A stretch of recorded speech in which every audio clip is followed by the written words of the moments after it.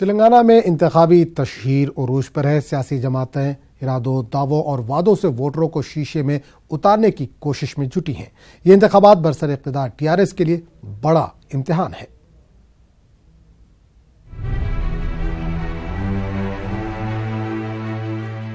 तेलंगाना में हवाएं हल्की खून की लिए हुए हैं, लेकिन सियासी माहौल गरमाया हुआ है। टीआरएस, बीजेपी, कांग्रेस और एमआईएम के बीच इल्जाम व जवाबी इल्जामात का सिलसिला जारी है।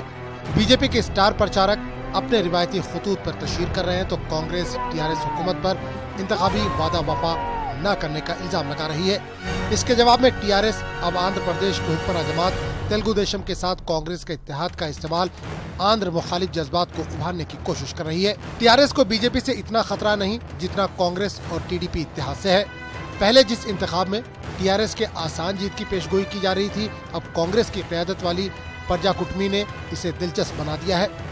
टीआरएस अपना किला बचा पाएगी, ये बड़ा सवाल है। 2014 असेंबली इंतखाबात में 119 रुकनी असेंबली में टीआरएस को 63 सीटें हासिल हुई थी, जबकि कांग्रेस को 21, टीडीपी को 15, एमआईएम को 7 और बीजेपी को 5 सीटें मिली थी। वैसे भी तारीखी तौर पर मुत्तहिद आंध्र प्रदेश और नई रियासत तेलंगाना में बीजेपी की महदूद मौजूदगी रही है। 2014 के इंतखाबात में बीजेपी को जो 5 सीटें मिली थी, वो सभी हैदराबाद में मिली थी। इस बार भी बीजेपी की सीटों की तादाद में इजाफा शायद ही देखने को मिले, क्योंकि बीजेपी इस बार तनो-तनहा मैदान में है। वैसे ये जरूरी है कि टीआरएस मुखालिफ वोटों का बंटवारा प्रजाकुटमी के लिए परेशानी पैदा कर सकता है। इसलिए 11 दिसंबर को वोटों के कम फर्क से जीत हार का फैसला हो सकता है। अगर बीजेपी अपने वोट फीसद को 7.1% से बढ़ाने में कामयाब होती है, तो ये इत्तेहाद के लिए नुकसानदेह साबित हो सकता है। यानी तेलंगाना में इक़्तिदार के गलियारे तक पहुंचने के लिए बीजेपी को काफी मशक्कत करनी होगी।